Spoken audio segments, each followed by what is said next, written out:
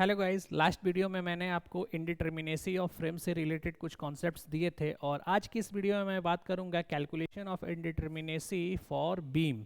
Beam के case में कैसे हम लोग इंडिटर्मिनेसी निकालते हैं। ठीक है, तो हम लोग यहाँ पे क्या बात करने वाले हैं, हम लोग यहाँ पे बात करने वाले हैं बीम के केस में। ठीक है, कि बीम के केस में डीएस डिग्री ऑफ इंडिटर्मिनेसी कैसे कैलकुलेट करते हैं। देखो फॉर्मूला वगैरह याद नहीं रखनी है क्योंकि formula at a time examination hall में आपको याद नहीं आएगा, क्योंकि इतने सारे सिविल इंजीनियरिंग के सब्जेक्ट्स के हैं, उनको सबको पढ़ते पढ़ते आप ऐसे छोटे मोटे फार्मूले ऑलवेज जो है वो स्किप करोगे ही भूलोगे। ठीक है, तो हम लोग कुछ ऐसा कॉन्सेप्ट जनरेट करेंगे वो लाइफ टाइम आपको ध्यान में रहेगा। ठीक है, तो बीम का डिग्री ऑफ इंडिटर्मिनेसी डीएस कैसे कैलकुलेट करते हैं, हम लोग इसकी बात करते हैं। बीम के केस में एक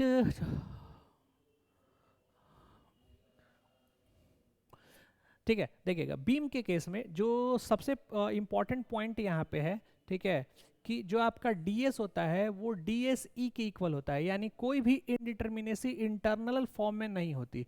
फ्रेम में क्या होता है एक्चुअली कि जैसे ये आपका फ्रेम है, तो फ्रेम में हम लोग दो तीन तरह के डिग्री ऑफ इंडिटर्मिनेसी कैलकुलेट करते हैं। कैसा कैसा, एक डीएस कैलकुलेट करते हैं जो टोटल स्टैटिक होता है, और इसके अंदर दो चीजें होती हैं, एक डीएसआई जो इंटरनल होता है और दूसरा होता है डीएसई जो एक्सटर्नल होता है।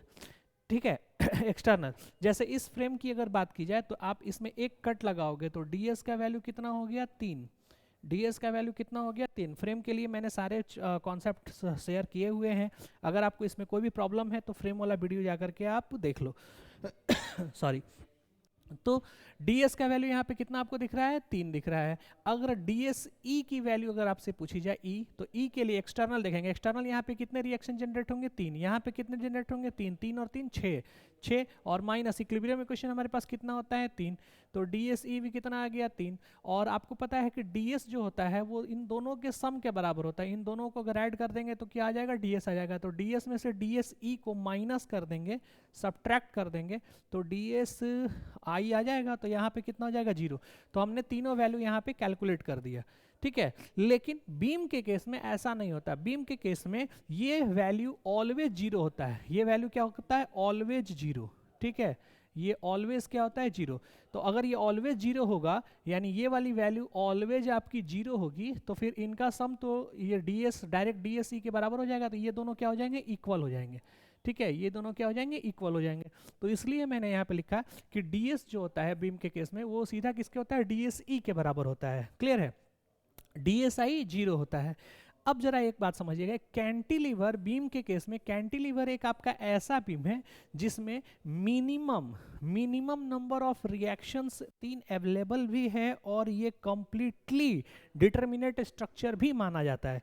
क्यों, क्योंकि इसके अंदर 3 ही रिएक्शंस हैं, ठीक है, 3 से ज़्यादा है नहीं, और ना ही कोई थीटा का मूवमेंट है ना ही कोई डेल्टा, यहाँ पे ना थीटा अलाउड है ना डेल्टा अलाउड है, तो परफेक्टली डिटरमिनेट स्ट्रक्चर इसको हम लोग रेफरेंस लेकर के चलते हैं। तो अगर आपने इसको परफेक्टली डिटरमिनेट स्ट्रक्चर रेफरेंस मान लिया, तो अब हम क्या करेंगे कि जितने भी बीम हमारे सामने आएंगे, कोई भी एग्जामिनेशन में अगर बीम का क्वेश्चन मिल जाए आपको और उसमें आपसे कहा जाए कि आप इनडिटरमिनेसी कैलकुलेट कर दो, तो आप क्या करेंगे उसको कैंटिलीवर बीम बनाने की कोशिश करेंगे। ठीक है, अब कैंटिलीवर बीम बनाने के लिए आपको जो प्रॉब्लम दिया गया होगा उसमें से कुछ रिएक्शन या तो हटाना पड़ेगा, रिमूव करना पड़ेगा, या फिर कुछ रिएक्शंस को उसमें ऐड ऑन करना पड़ेगा। ठीक है, यही सिर्फ करना होता है और कुछ भी नहीं।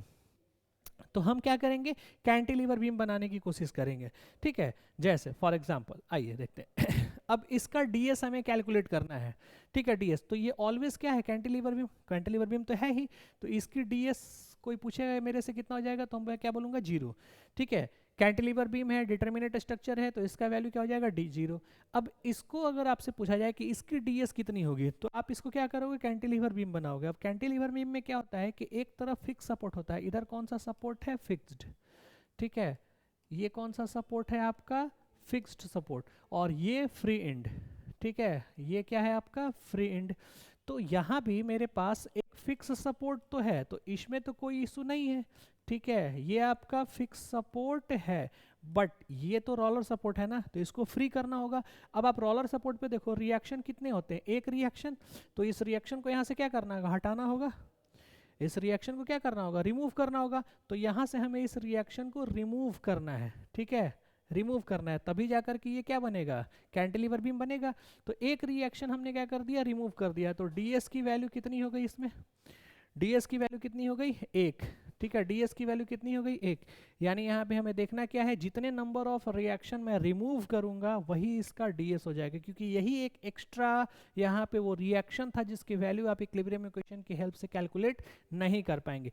फॉर्मूला से अगर आप इसमें देखते तो क्या देखते हैं कि 3 रिएक्शन यहाँ पे डेवलप होते हैं फिक्स सपोर्ट पे 3, और एक रिएक्शन यहाँ पे डेवलप होता है, तो 3 और 1 4, ठीक है। तो ds का वैल्यू अगर ऐसे कैलकुलेट करते हैं तो total number of reaction, formula क्या होता है, total number of reaction minus equilibrium equation, minus equilibrium equation, और ये वैल्यू कितना है यहाँ पे 4, और ये वैल्यू कितनी है 3, माइनस करते आंसर कितना आता 1। लेकिन हम लोगों ने डायरेक्ट यहाँ पे कैलकुलेट करना सीखा। डायरेक्ट कैसे कि एक रिएक्शन डेवलप हो रहा है, इसको हटा दूंगा तो ये कैंटिलीवर की तरह बन जाएगा, और कैंटिलीवर का होता है 0, ठीक है, इसकी 0 होती है। अब ये जो भी एक्स्ट्रा हमने यहाँ से हटाया, रिमूव किया, वही वैल्यू यहाँ पे दे देंगे, आंसर आ जाएगा डायरेक्टली। बात समझ में आ रही है। तो आपको ये छोटा सा था इसलिए आपको लग रहा था कि यार 4 - 3 तो ये भी ज़्यादा बेटर है, इसमें कौन सी बड़ी बात है। लेकिन जैसे ही ये स्ट्रक्चर बड़ा होगा ना, वहाँ पे ये कॉन्सेप्ट ज़्यादा रियरेबल होगा, ठीक है। आगे देखते हैं, नेक्स्ट इस क्वेश्चन का आंसर देखते हैं। तो एक रिएक्शन यहाँ, एक रिएक्शन यहाँ, दोनों को हटा दूंगा यहाँ से, कैंटिलीवर बन गया, तो ds का वैल्यू कितना आ जाएगा 2, आंसर कितना 2। आप देख रहे हो यहाँ पे कितना होगा, देखो एक रिएक्शन यहाँ होगा, इसको तो आप हटा दोगे तो ds का वैल्यू क्या आता 1 आता। लेकिन लेकिन लेकिन लेकिन रुक जाओ, ये देखो इंटरनल हिंज है, जैसे ही आप यहाँ पे हटाओगे तो ये मेंबर जो है, ये वाला मेंबर, ये तो अचानक यहाँ से रोटेट कर जाएगा ना। और कैंटिलीवर में कोई रोटेशन होता है क्या, नहीं होता, बोला था ना थीटा 0 होती है, तो कोई रोटेशन यहाँ नहीं होना चाहिए। तो आप क्या करोगे, यहाँ पे रीस्ट्रेनिंग प्रोवाइड करोगे, क्या करोगे, रीस्ट्रेनिंग प्रोवाइड करोगे। तो एक रीस्ट्रेनिंग आप यहाँ पे प्रोवाइड करेंगे, तो एक आपने एक्स्ट्रा दिया इसको, जो था नहीं इसके पास, तो उसको माइनस करेंगे ना, तो उसको क्या कर लेंगे, माइनस कर लेंगे, आंसर क्या आ जाएगा 0। हो गया भैया आंसर इसका, ठीक है। आगे देखते हैं नेक्स्ट इस क्वेश्चन का आंसर। एक रिएक्शन यहाँ, एक रिएक्शन यहाँ, 2 ds का वैल्यू होता, लेकिन लेकिन एक यहाँ पे रीस्ट्रेनिंग, एक यहाँ पे रीस्ट्रेनिंग, -2, आंसर कितना 0। बात समझ में आ रही है। नेक्स्ट इसका देखते हैं। अब यहाँ पे एक छोटा सा कॉन्सेप्ट समझिएगा, यहाँ पे इस वाले का ds अगर आप कैलकुलेट करोगे तो कितना आएगा, 0 आएगा। इस वाले का ds कैलकुलेट करोगे तो देखो एक रिएक्शन यहाँ डेवलप होता है हिंज पर, और चूंकि यहाँ पे वर्टिकल लोड ही है, बात समझना, बहुत ही काफी इंपॉर्टेंट कॉन्सेप्ट है ये। चूंकि यहाँ पे वर्टिकल लोड है, ठीक है, वर्टिकल लोड है, तो यहाँ पे हॉरिजॉन्टल रिएक्शन नहीं आएगा, हॉरिजॉन्टल रिएक्शन नहीं आएगा। तो अगर हॉरिजॉन्टल रिएक्शन नहीं आता है तो उस केस में इसको कैंटिलीवर बीम इसके जैसा बनाने में कितने रिएक्शन हटाने पड़ेंगे, ये तो है ही नहीं, एक ही है ना। तो आप तो केवल इसी को हटाओगे ना, तो केवल आप इसको हटाओगे तो ds का वैल्यू यहाँ पे कितना आएगा, 1 आएगा, है ना। लेकिन इस वाले केस में देखो ये कैसा है, लोड इंक्लाइंड है, थीटा एंगल पे है ना बॉस, ये थीटा एंगल पर है, तो इसका कंपोनेंट ब्रेक करेंगे तो एक ऊपर से भी आएगा और एक नीचे से भी आएगा। ये अगर फोर्स F है तो यहाँ से ये हो जाएगा F cos थीटा, और ये वाली वैल्यू हो जाएगी F sin थीटा, होगा ना। तो यहाँ पे हॉरिजॉन्टल रिएक्शन भी आएगा और वर्टिकल रिएक्शन भी आएगा। तो अब अगर इसको कैंटिलीवर बीम बनाएंगे, इसको इसकी जैसा बनाएंगे, तो कितने रिएक्शन हटाने पड़ेंगे, 2 हटाने पड़ेंगे। तो इसकी वैल्यू कितनी आ जाएगी, ds की वैल्यू 2 आ जाएगी। अब आप कहोगे कि सर एक ही बीम है, इधर फिक्स सपोर्ट है, इधर हिंज है, इसमें भी इधर फिक्स सपोर्ट है और इधर हिंज है, तो इसमें ds 1 हो जाएगा और इसमें ds 2 हो जाएगा, ऐसा कैसे पॉसिबल है।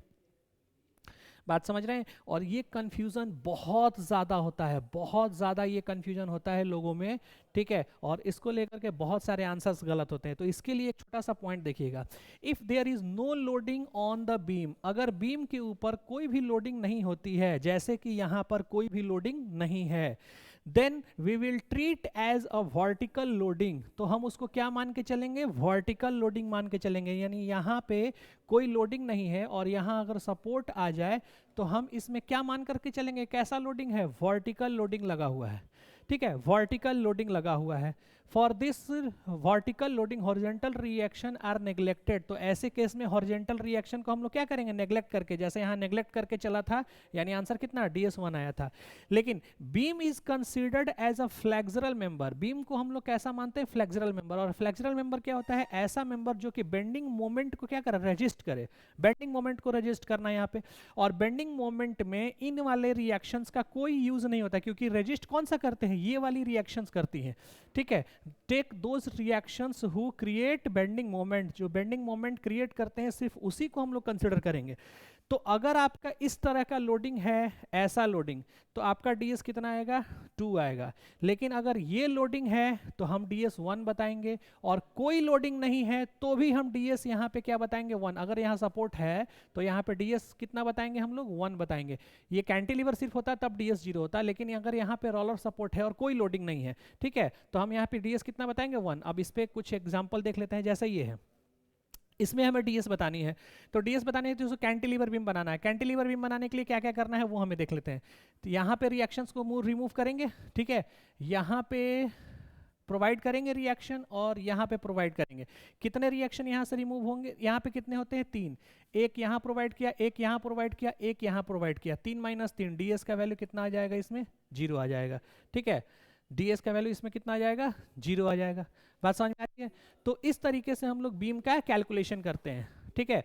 अगर और भी कोई दिक्कत रह गई हो बीम की डिग्री ऑफ इंडिटरमिनेसी कैलकुलेट करने में, तो आप कमेंट बॉक्स में सवाल करेंगे, उसका आंसर आपको मिलेगा। Okay, thank you.